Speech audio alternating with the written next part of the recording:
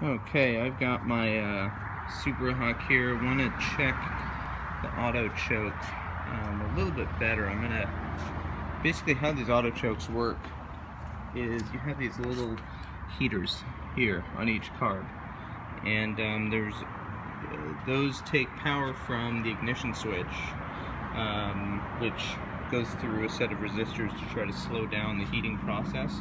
But once those are heated up, they actually close off the excess or extra fuel supply. When they're cold, there's a little piece of wax in there that's kind of retracted, and it lets quite a bit more fuel through the carb, and both time and temperature off the engine actually heat those little pieces of wax up, and it seals it off. It is on a battery charger right now. I've been doing a lot of electrical stuff, so I'm going to see what kind of charge it has.